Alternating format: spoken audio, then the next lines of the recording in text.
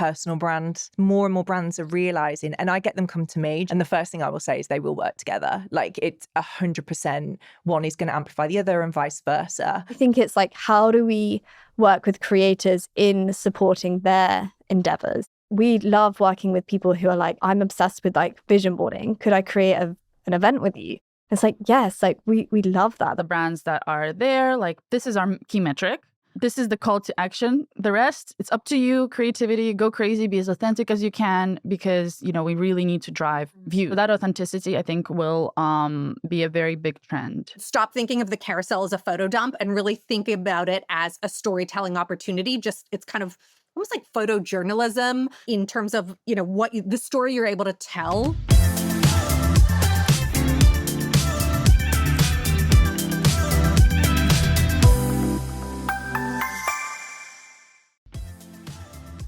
Have you ever wondered why some brands grow exponentially, building legions of passionate fans that live and die by their logos, and some, well, don't?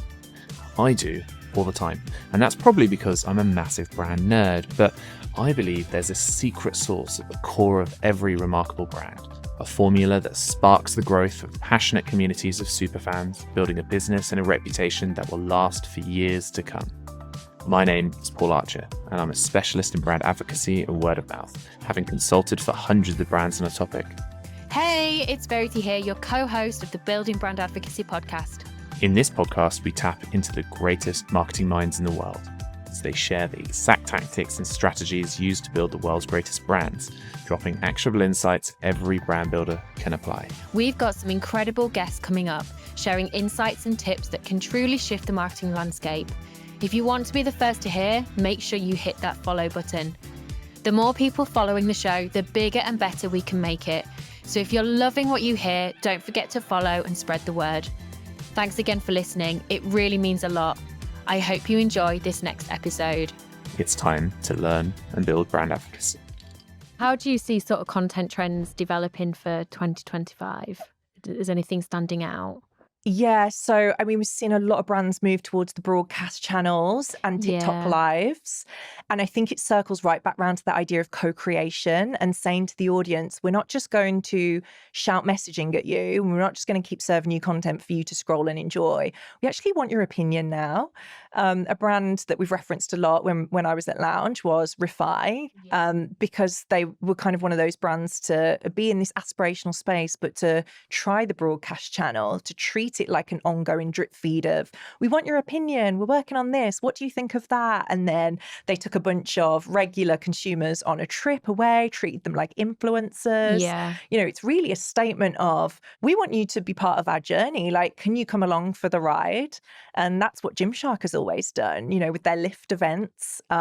It's very much about like, come along for the ride with us, come and be part of creating the most exciting brand that you're going to see this decade, maybe beyond that. Yeah. So I think the trends really evolve around, getting people involved as much as physically possible. I think live commerce is going to be huge, and sort of going into next year, and I was, you know, we're seeing Ben Gallaga from Luxe Collective like talking about like selling like £12,000 bags on lives now and stuff, and that I don't know why, but it blows my mind. It shouldn't, because I'm in this industry, but it does really blow my mind. But when you see a live and you kind of connect with someone, and that, you know, that sort of like, I suppose it's been a presenter, isn't it? And there's some presenters that I've seen with brands that I kind of flick through and it sounds awful, but then there's others that I really gel to, and I'm like, oh, I really like what you're doing and how you're doing it. And then, yeah, you can kind of like really interact with them in real time. And I think, and particularly when the founders do it, like when Ben does it. Personal brand. Like, Ben has built the most phenomenal personal brand, as did Ben Francis. Yeah. Aimee from Odd Muse, you know, Jess Hunt from Refi. You've got Grace Vitala. Yeah.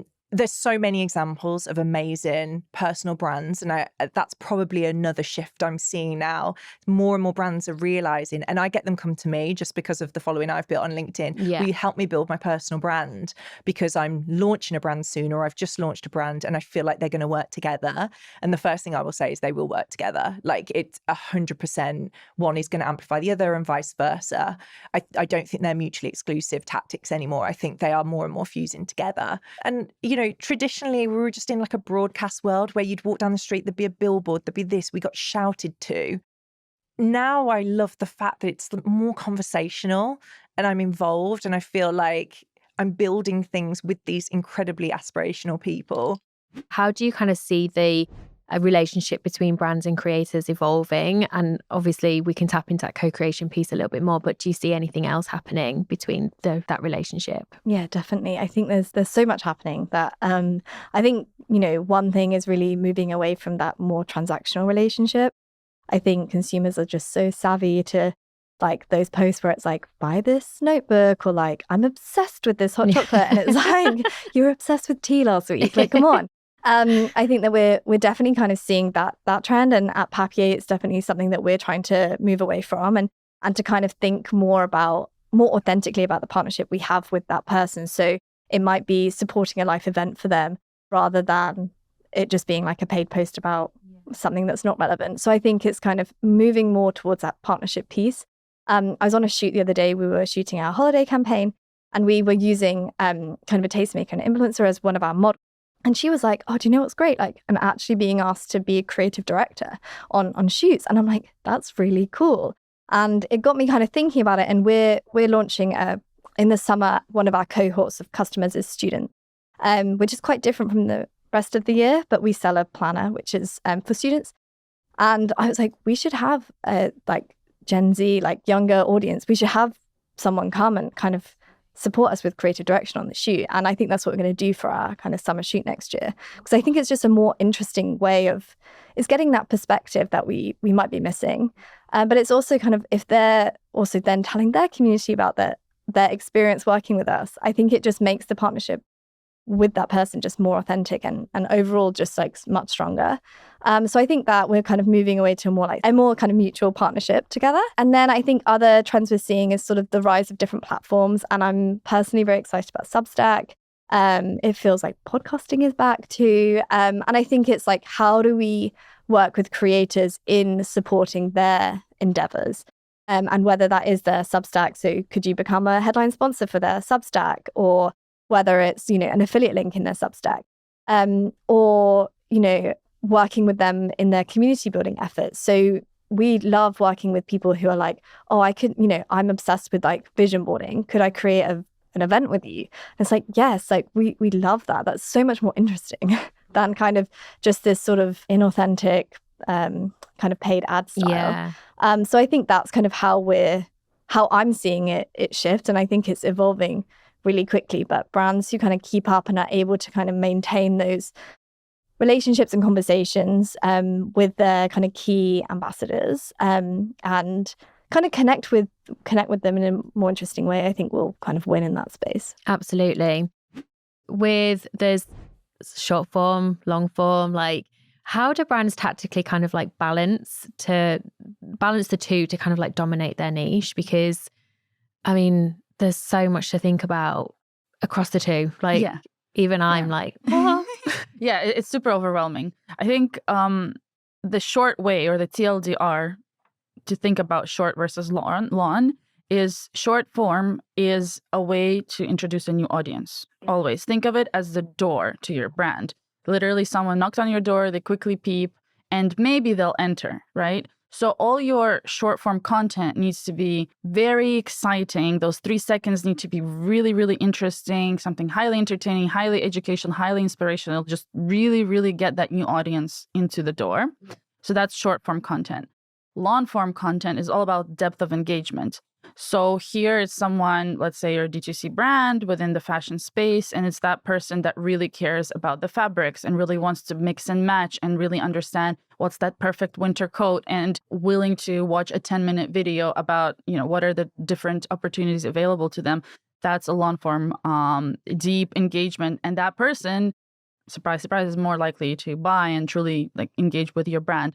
So I'd say really understand that these two types of video have different functions. They don't have the same function. Not both of, like, the short form usually will get you the views. The long form will typically will get you the engagement and the very, very strong interest and consideration into potentially buying, right? Or truly doing the action. So one, understand it has two different objectives, and then align it with your objectives. If you're a brand, let's say you're D2C, you have zero budget, you're really struggling, you really need to get started and show your investors that you need investment, whatever it is, maybe short form is your way to go and go crazy with volume and really, really put yourself out there as the most fun, cool, whatever brand you are to engage that new audience.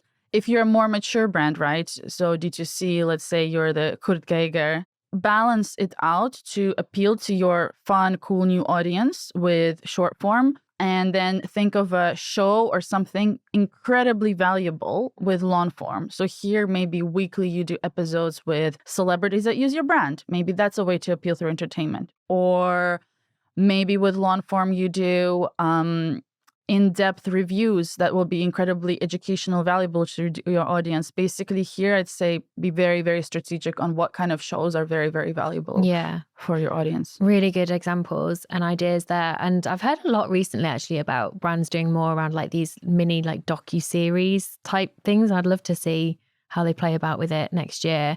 Going into sort of like 2025 and thinking about content, like what do you think is going to really stand out next year? There's so many things I want to say, but I'll push on something that I believe, just truly believe in. It's two things. Yeah. One is continued standout moment of authenticity. So the brands that will invest in that without the whole, boring briefs that you send to creators and really force them into these legal loopholes and just stress them out with the amount of do this and do that kind of rules. Those are the brands I believe that will be, let's say, have slower impact. So versus the brands that are there, like this is our key metric. This is the call to action. The rest, it's up to you. Creativity, go crazy, be as authentic as you can because, we really need to drive views or just something very simple. So that authenticity, I think, will be a very big trend next year. And the other part is scale. So here I'd say just the brands that will engage with creators at scale. There's some brands that are already doing really, really good job with that. Just like I gave the example of Kurt Geiger, but in B2B space, right, there's, I'll give a shout out to SEMrush. They did a really good job in engaging with creators at scale. And this is how you get massive ROI. That's really interesting around, because I imagine like with platforms that they're established on, let's take Instagram and TikTok, thinking about sort of like the D2C space, particularly fashion, let's just keep going with that. And then like a platform that they might want to test out next year. I can imagine that whole giving that narrative over to the creator probably feels quite daunting, especially on like a newer platform that they're testing out. Like what would be your advice? Like they've just got to let go?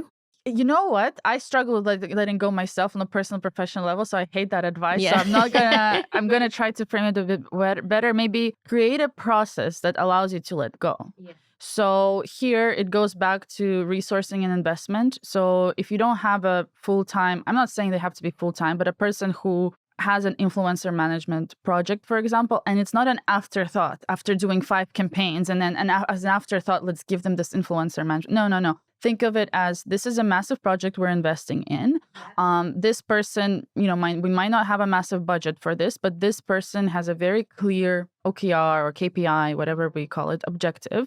And we're going to create a process for that person. So maybe on Mondays, they reach out to the creators. On Tuesdays, they check on the deals signed. Yeah. On Wednesdays, they approve the creatives. On Thursdays, they all go live. So that way you have just like we have with almost any other process of uploading content or let's say expensing our costs, accounting. We have processes for this. For everything, have a very strong process for influencer marketing. This is when all of a sudden it becomes very easy to let go because you're not constantly stressed about, what will that creator say? No, you know that on Wednesday you're going to review their content. On Thursday they're going to go live, and you have this very smooth mechanism, and all of a sudden you have the time to give them creativity but also to give yourself peace. I'm hearing like long form is making a comeback. Even like podcasts isn't, they're not going anywhere. But that feels like such a big shift in attention spans because we've, 3 seconds seem to be like too long, not that long ago. Listen, I don't think audiences are done with short form necessarily. I think a lot of this push for a return to longer form is coming more from the brand and creator side. I think people have seen that short form, very hard to build loyalty, develop IP, stand out in, when people are kind of constantly scrolling, whether it's Reels or TikToks or Shorts.